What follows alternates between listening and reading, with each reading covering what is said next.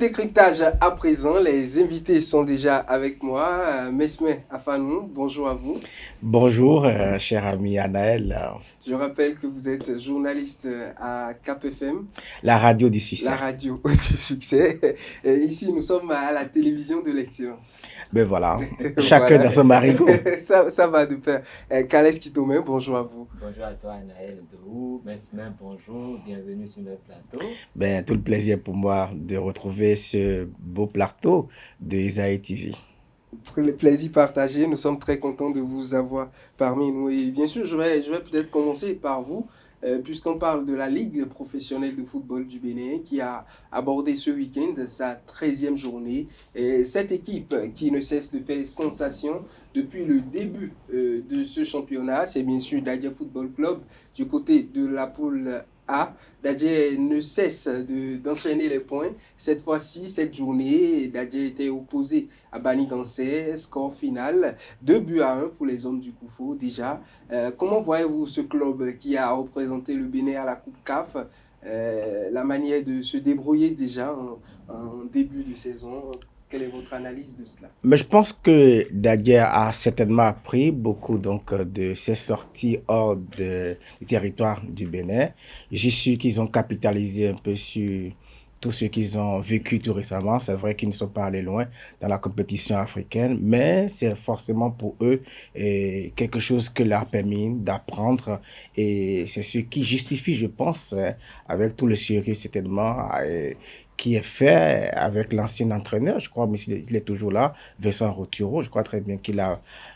Qui a rejoint aujourd'hui la direction technique de la Fédération béninoise. Voilà, donc c'est sûr qu'il a mis un bon projet en place et qui aujourd'hui est en train d'être concrétisé avec ses victoires de Dadje. Dadje, déjà, moi je pense déjà que Dadje c'est une communauté, c'est la communauté Adja, et c'est une équipe qui se comporte très bien. Vous allez le voir, la saison dernière, Dadje était pratiquement vice-championne, vice-championne, donc pratiquement donc cette ascension de Dadje dans le football local se justifie par le sérieux qui se met autour de ça. Ça signifie que les joueurs, je suis sûr qu'ils sont bien payés et donc le travail est bien suivi. Ils ont un public. Si une équipe ou bien un club a une communauté, un public derrière lui, en parlant de club, c'est Dadje parce qu'à Plakwe, à Azové, tout Diakotomé se retrouve autour donc de ce club-là. C'est pas le cas d'autres clubs qui se partagent le public de Cotonou ou peut-être de Porto-Novo. C'est compliqué pour eux. Dadje est porté par un public et les résultats, c'est normal que ça s'enchaîne. Ils sont là, effectivement. Carles Kitome, vous êtes d'avis. Aujourd'hui, Dadje s'installe dans le Koufo comme presque invincible. Dadje également à l'extérieur face à ses adversaires. Dadje arrive à engranger des points. Une équipe qui a fait carton plein. Sinon, ce n'est que la défaite la dernière fois face à Damissa, qui à la 11e journée, qui a ralenti un peu l'équipe. Sinon, ce n'est que des victoires.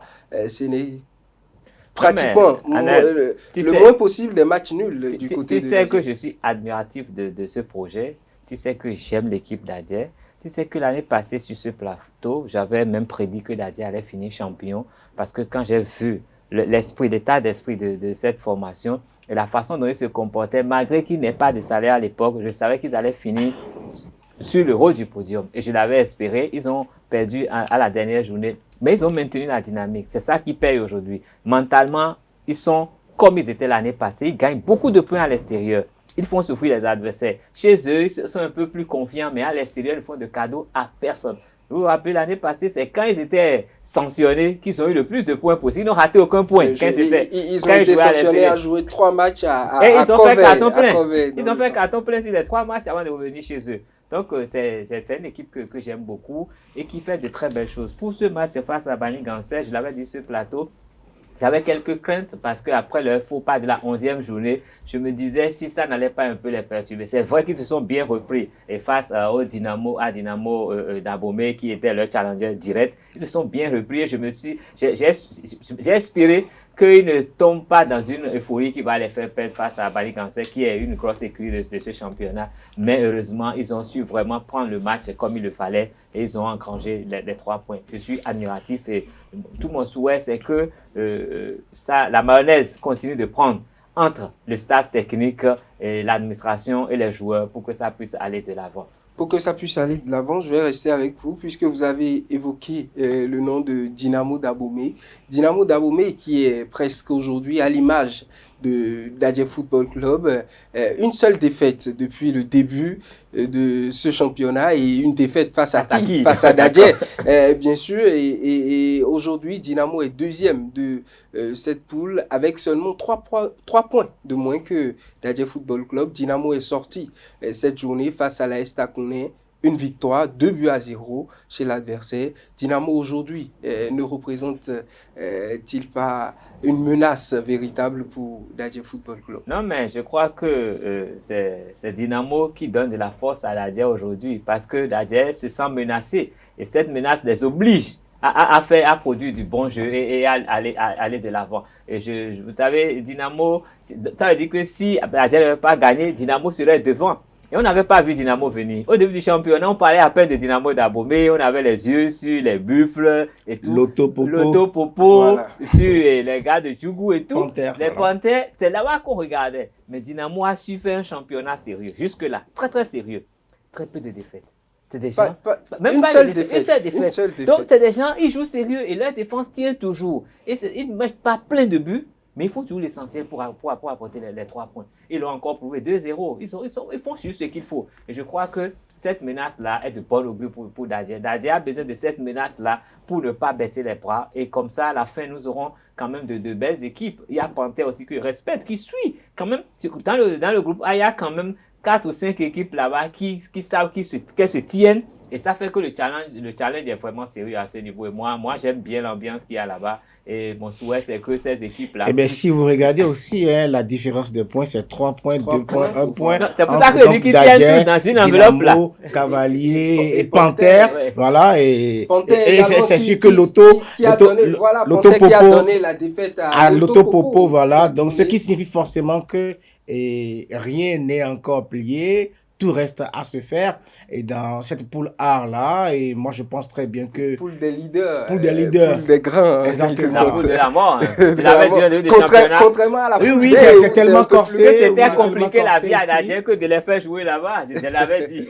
Non, rien n'est forcément joué ni pour Dadje ni pour Dynamo d'Abomey. Il y a des gens qui sont derrière qui viennent. L'Autopopo peut-être qu'il va certainement fonctionner en moteur diesel parce que ils ont au moins des ressources dans ce club là. Non mais moi j'ai réglé le problème de l'Autopopo. Hein. Depuis quand il n'y a pas Coton en face, le Popo ne se sent pas menacé. Non, mais c'est ma remarque depuis 3 saisons et ça se confirme cette année. Comme il n'y a pas le Popo et Coton dans leur poule, vous avez il faut retenir quelque chose. Cette saison est une saison de transition. Je suis d'accord. Et en fait, celui qui perd a des soucis parce que il faut tout faire pour rester. Mais leur gasoil n'est pas là, leur carburant n'est pas les 9 premiers et pour pouvoir en tout cas espérer jouer. Leur carburant, c'est Coton. Coton n'est pas à côté. Avant d'aborder les matchs de la poule B, je vais rappeler les autres résultats de cette poule A. Nous avons Dynamique qui s'est imposé 1-0 face à Dynamo de Parakou. Holio s'est également imposé à domicile face à Beke Football Club. L'AS Tonnerre a perdu par contre à domicile face à Damissa Football Club qui enchaîne les réussites depuis le succès face à Dadje Football Club. 2 buts partout entre l'US Cavalier et les Buffles du Borgou. 1-0 pour Espoir face à Boa de Sinandé. La victoire de Dadje, nous l'avons évoqué tout à l'heure. Real Sport a battu 2-1 à Bailly Football Club et l'AS Takounais s'est incliné 0-2 face à on l'a dit, à Dynamo d'Abomey. De l'autre côté, nous avons vu Coton Football Club qui, on va dire, a tenu en échec l'AS Cotonou compte tenu de celui qui reçoit, mais Coton qui, en quelque sorte, n'a pas su engranger des points dans cette rencontre face à un adversaire qui n'était pas vraiment en forme. Moi, je n'ai pas beaucoup compris peut-être la dynamique des clubs qui avaient l'habitude de se retrouver dans le haut de tableau.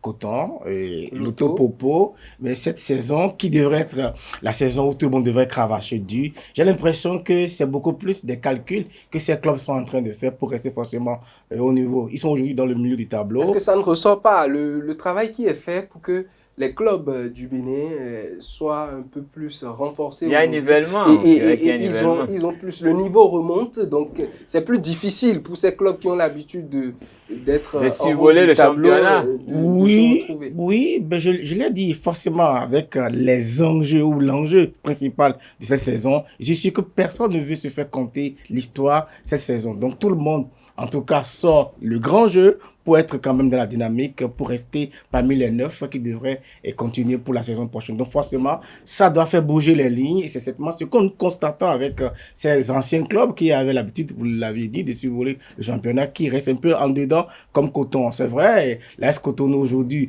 je n'ai pas compris, on l'a évoqué il n'y a pas longtemps avec leur histoire de faire on a fait défiler le staff. Je ne sais pas pourquoi on remercie le staff en pleine compétition. C'est au Bénin qu'on voit certaines choses de ce genre. C'est vrai que On ça... ne laisse pas du temps au staff de peut-être s'exprimer, 1-2 défaites et on renvoie tout le monde. Oui, c'est forcément le C'est la tempérament, loi du forcément football. les questions de culture Non, mais également, si- de planification Surtout. également au niveau donc, Surtout. de ces clubs-là. On fait tout, on dirait, sans réellement d'objectif clair. la loi du football, vous étiez en train de le dire, mais on a remarqué qu'avec la patience, on peut arriver à faire beaucoup après avec Dadje Football Club, qui, il y a de cela 4 ans, était dans les profondeurs du classement béninois il y a de cela 4 ans, avant l'arrivée de Vincent Roturo, qui a établi un projet de 3 ans. Et ce club, la première année, était encore dans le fin fond du classement. Deuxième année a commencé à remonter. Et Sorti troisième la tête. année, vice-champion du Bénin. Aujourd'hui, probablement, peut-être futur champion du Bénin. Est-ce que nos dirigeants ne devraient pas apprendre la patience avec les encadreurs? Non, mais je pense qu'il est question de planification. Il est question de projet. Et Totalement. quand on fait un projet et qu'on est rigoureux là-dessus, forcément les résultats sont au bout du rouleau. Et c'est ce qu'on peut constater aujourd'hui avec la DFC qui est monté progressivement, mais qui s'est affirmé à un certain niveau. Et je crois que là, c'est un projet réussi. Mais ce n'est pas le même résultat pour les autres. C'est clair. Et Parce puis, qu'aujourd'hui, ça- l'AS Cotonou qui a renvoyé tout son staff il y a Non, quelques non, journées, mais bon, aujourd'hui se retrouve le fait- quasiment 16e Non. d'un groupe où ils sont 18. Ils sont 16e dans un groupe où il y a les requins, il ne faut pas oublier ça. C'est une autre déception. C'est l'une de mes plus grandes déceptions d'ailleurs. Mais il y a Ils sont- Riquin et puis il y a ils sont- aussi ils sont ce sérieux. club qui aujourd'hui est à la tête donc, de ce groupe B Aïma. Et Aïma, moi, oui, je comprends pas. qui Je fait- ne comprends pas. Il faut du Aïma. Chaque saison, Aïma est toujours au top. Et dans les premières journées, Aïma fait tout. Mais pour dans les être- dernières journées, Mais Aïma retombe. je ne comprends pas. Je ne sais Très pas si simplement. peut-être Carlos, vous comprenez un peu cette manière de faire, d'être très brillant au début, mais après on relâche. Est-ce que c'est la fatigue ou bien Non, non. c'est Mais bon, leur peut-être. projet sportif qui est au départ d'être très bon, d'être très très bon au début, de gagner le démarche. Et après, j'ai l'impression que cette équipe n'a pas envie d'aller loin. Peut-être que c'est ça aussi. Non, mais c'est une question de Peut-être- gestion. C'est une question de gestion également, Vous avez un effectivement. effectif, il faut savoir gérer cet effectif. Le travail n'est pas que physique et tactique, c'est aussi mental. Totalement. Donc, si les gars ne tiennent pas mentalement, là, c'est. Mais ça dure va- tout le va temps bouger. déjà. Non, ça fait ça- déjà ça- ça fait déjà- 2 à 3 saisons. Ils n'ont qui pas nous un bon prennent la même préparateur dynamique. mental. Il n'y a pas un bon psychologue dans ce club. Parce qu'à un moment donné, il faut savoir le langage qu'il faut tenir avec les joueurs pour qu'ils ne baissent pas les bras, même s'ils sont fatigués. Parce que l'effectif, c'est vrai que ce n'est pas le meilleur effectif du Bénin.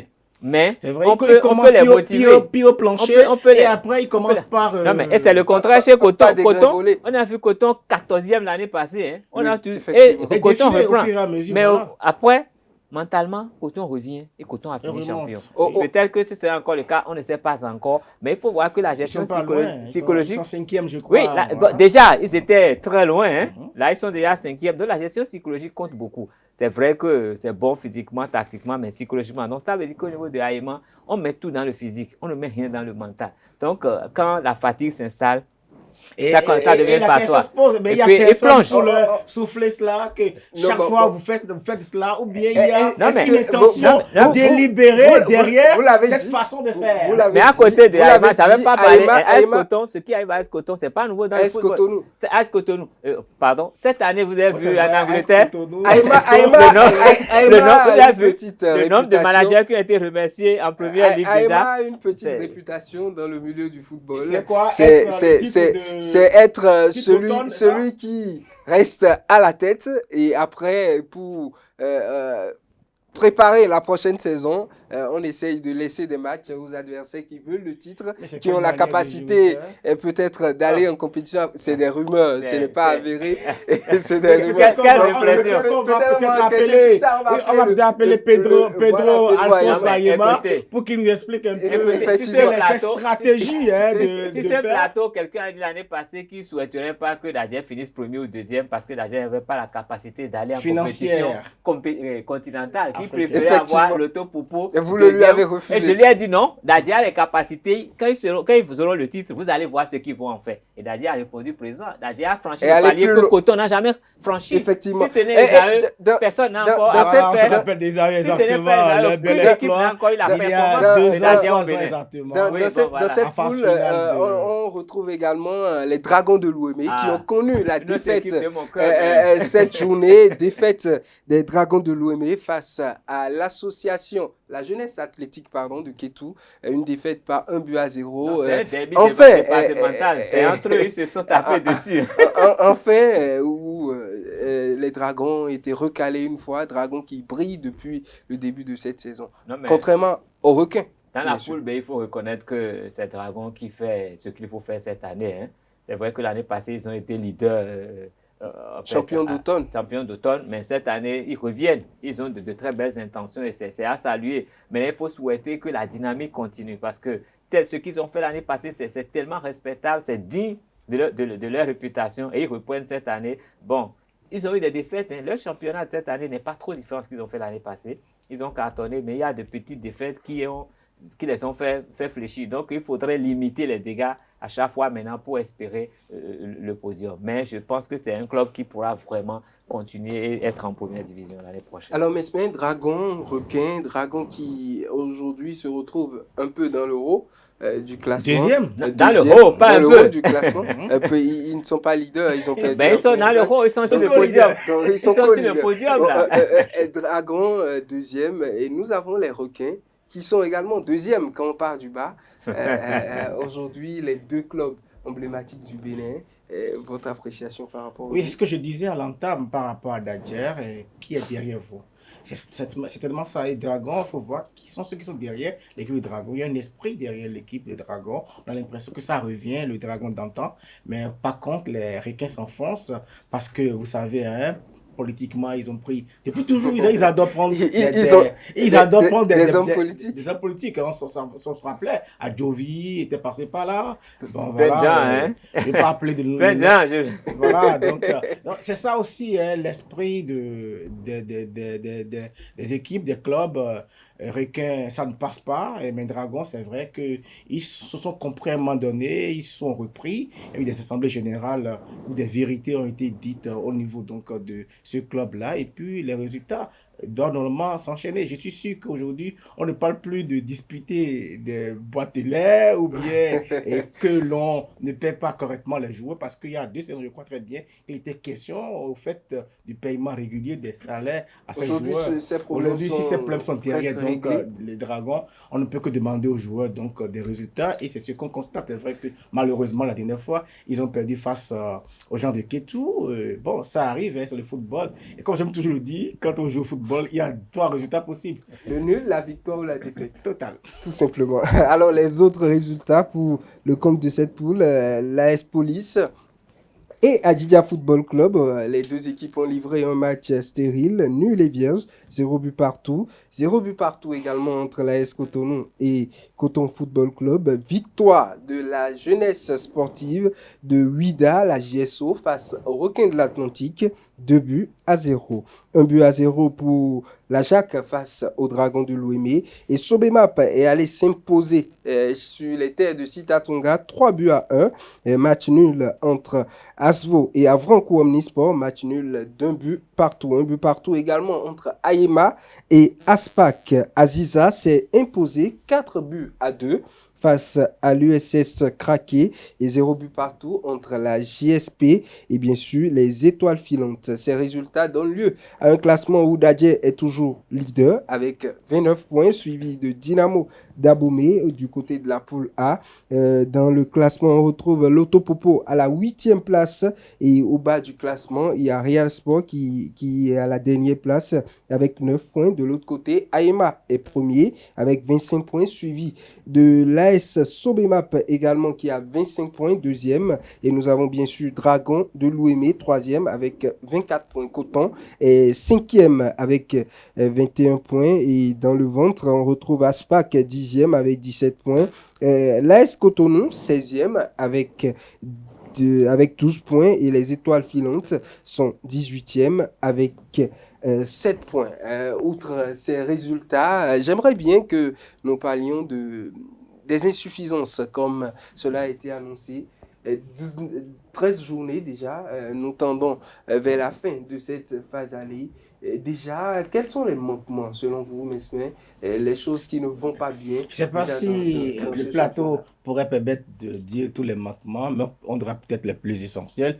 Bon, c'est vrai, championnat un peu visible désormais, on peut le dire, hein, avec Celtis. J'espère qu'ils accompagnent A+ Bénin dans ce qui concerne la visibilité de ce championnat. Mais moi, je remarque, et je ne sais pas qui devrait le faire, est-ce la Ligue ou la Fédération de football, que l'on puisse désigner calmement ce qu'on peut appeler le joueur du mois. Moi, je ne le vois pas encore. Je ne sais pas si à Isaïe TV ici, vous aviez... Ça, oui, parce qu'il faut donner une plus-value à ce championnat-là. Ça permet au public... Il y a les zones de match. Oui, exactement, c'est vrai, mais qu'est-ce qu'on en fait finalement? Et moi, je pense que ça permettra au public de savoir qui fait quoi réellement au niveau de notre championnat. Et avant, Carlos Quito même pourrait le dire, il y a des noms qui circulaient facilement dans le championnat béninois. On parlait comment on dit, Espédi, de Soubété. On pourrait parler donc... On n'a pas encore oublié ce nom. Non, on n'oubliera pas. Ludovic, voilà. Les noms là venaient. Et on a l'impression que ça donne envie à certaines personnes d'aller au stade voir qui est Douré Sadou, qui est Akwasou Théodore, voilà, au niveau de Mogaz. C'est ce genre de choses que nous ne voyons pas. Insuffisance, on nous a dit au départ que ça va être un championnat où, en levée des rideaux, il y aura les U17.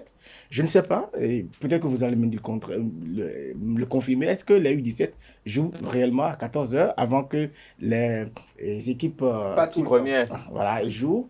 C'est des choses qu'il faut relever et que je trouve que ce n'est pas vraiment intéressant pour notre championnat.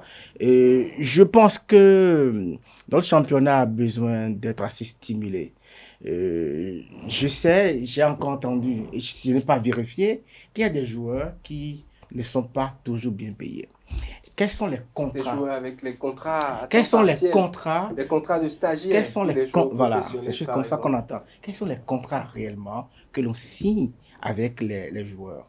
Moi, je pense que c'est des ressources humaines dont on a besoin pour avoir des résultats. Si vous avez besoin de résultats, vous devrez donner à ces ressources humaines les moyens d'être vraiment à même de pouvoir performer sur le terrain. Mais on a l'impression qu'on exploite ces joueurs-là à des fins inavouées. On a l'impression qu'on attend tout simplement les subventions de l'État pour pouvoir faire fonctionner un club. Ce qui interpelle également les présidents de clubs qui peut-être n'ont pas suffisamment de moyens, mais qui attendent les subventions de l'État pour fonctionner. Je répète toujours, on ne force personne à avoir un club. Aujourd'hui, c'est vrai, on a 36 clubs au BD qui évoluent dans l'élite. Bon, c'est aberrant. Je suis sûr que l'année prochaine, on finira avec ça. Mais encore, pour quelle performance? Parce que c'est ça aussi la question. Je ne sais pas s'il y a quelqu'un qui fait l'évaluation, des suivi-évaluation des différents matchs que nous que nous regardons, forcément, et quelle est l'attractivité pour analyser de ces matchs-là. Ça apporte quoi quand le jeu béninois évolue sur quel plan? Est-ce que c'est les gardiens qui performent le plus? Les défenses sont-elles meilleures il y a une année que cette année? Est-ce que les attaquants jouent correctement? Il y a quelques 2 joueurs qui ont quitté le championnat béninois, Romaric Amousso. Est-ce qu'après eux, on a trouvé d'autres joueurs pour les remplacer, pour continuer à donner de l'allant à notre championnat? Et des questionnements comme ça qu'on peut se poser et demander vraiment qu'est-ce qu'on fait pour changer tout? Parce qu'on nous a dit qu'il y aura une ligue que moi je ne sens pas du tout dans le championnat. Je ne sais pas qui organise le championnat. Est-ce la Ligue de la Fédération ou le ministère des Sports? Je ne sais rien. La Ligue organise le championnat. Je crois bien sûr qu'actuellement, la Ligue est gérée par son vice-président, Imoro, le président de l'AS Cotonou, qui gère aujourd'hui l'organisation du championnat national. Et vous allez me dire que c'est normal, c'est ça? Non. Ou bien Adel, c'est normal. Bon, je ne suis peut-être pas à même de donner mon avis sur cela. Probablement, c'est ce qui se fait. Et Kales Kitome nous dira peut-être... Je pense que le championnat béninois a 2 problèmes. Un problème administratif et un problème financier. Le problème administratif, au niveau des clubs, on n'a pas forcément toutes les compétences qu'il faut pour que ça se passe bien. C'est ça qui explique qu'il y a des contrats parfois bizarres, qu'on gruge les joueurs, qu'on ne prépare pas bien les matchs, qu'on laisse les joueurs en rate quelque part, il n'y a pas de bus pour les ramener. Tout ça, c'est administratif. Donc, il faut prendre des gens qui connaissent ce métier, qui vont faire des stages et qui pourront vraiment gérer ces clubs. On a ce problème-là à un premier niveau. Quand nous allons au niveau de la Ligue et de la Fédération, nous avons le même problème. Les gens y vont alors qu'ils n'ont aucune compétence. Ce n'est pas parce qu'on est président de club. Il y a la technique. Trouvez-vous normal qu'un président de club gère la Ligue ou un président de club est membre, le président de club est membre de la fédération, des membres qui sont dans des commissions qui doivent sanctionner, et qui sont présidents de commissions qui doivent sanctionner des équipes clubs. Dans un championnat où leur équipe également est juge et parti. Si c'est bien fait, quand ils sont nommés à ces postes, ils doivent démissionner de leur poste dans leur club. Sinon, ils sont juges et partis. Et là, c'est des délits d'initiés. Ce n'est pas normal. Et donc, au niveau de la fédération, il faut, au-delà des présidents de club, il faut amener des compétences, de vraies compétences qui peuvent s'occuper de telle ou de telle chose de façon technique pour que ce soit correct. Comme ça, on n'aura pas de problème. Cette année, on a un peu moins de problèmes d'arbitrage. Je ne sais pas comment le problème a été réglé, mais il faut le souligner. Il faut féliciter les arbitres béninois qui, cette année, ont des décisions qui sont moins contestées que par le passé. Ça, c'est le point à retenir. Je devais chuter par là, mais j'ai préféré le mettre là. Mais au niveau des finances, il y a un gros problème. Les gens ne font pas de budget. Et ça, c'est toujours un problème de compétence. Nous savons que nous devons jouer. On a 36 clubs. Ça fait beaucoup de matchs à jouer. Hein. Totalement. Beaucoup de matchs. Quand vous avez 36 matchs à jouer, 18, ça fait 17, ça fait 34 matchs. Ça fait 17 fois 2, ça fait 17 matchs à jouer. 2 journées de repos. Il faut planifier. Hébergement, restauration, transport, entraînement, transport, déplacement. Parce qu'on a vu des équipes qui ont été abandonnées. Déplacement, prime de match, blessure. Les durées pour aller à chaque match. Il faut partir quand pour que les joueurs soient à... On a vu des équipes qui sont arrivées à 14h pour un match à 16h. On a vu ça récemment. Sans réunion technique. Équipes qui sont arrivées au stade après 16h et le match a dû être donc, vous voyez, donc il faudrait qu'il y ait... Il faut dire les requins, non? La dernière fois. Il faut qu'il y ait une certaine rigueur pour que ça s'organise. Ce n'est pas la veille du match qu'on ira mobiliser les ressources pour aller au match. C'est ce qui crée tous les problèmes. Donc, si... Quoi, ils font quoi? À la Massoumi Laïla, c'est ça? Non, je ne sais pas comment ça se fait. Mais si le budget est prévu, on peut attendre la subvention. Mais il faut avoir un budget carré. La subvention, c'est à quel moment ça vient. Ça va venir aider. Mais on est là, c'est comme pour racketter les joueurs. Il y a beaucoup de choses anormales qui se font. Il faudrait que les autorités, le ministère puisse voir clair dedans pour que les clubs qui s'engagent aient les moyens. Vous avez vu les clubs qui ont été regardés dans d'autres pays en deuxième division parce qu'ils n'ont pas les capacités financières de faire le championnat. C'est possible de le faire ici aussi. Donc ça va faire plus sérieux. Donc je crois que c'est un problème d'organisation, un problème d'administration, un problème financier. Sinon les jeunes, ils sont prêts à jouer. On espère que cela va se régler. Merci à vous. Et les arbitres, merci à eux. Je leur tiens un coup de chapeau pour ce qu'on a déjà joué. J'aimerais la même trompette que vous. C'est vrai qu'il y a moins de problèmes, en tout cas au niveau de l'arbitrage du championnat. En tout cas pour le moment. 13 journées. Pour le moment. 13 journées. Merci à vous, Kales Kitome. Merci, Mesme Afanou. On espère vous revoir sur le plateau. Tout plaisir pour moi de revenir. Quand vous m'appelez, je serai là. Il n'y a pas de problème. Comme un Merci à scout. vous également, chers amis internautes. À présent, on passe à la dernière partie de ce numéro de Sport Plus, le focus avec le président de la Fédération béninoise de bras de fer sportifs.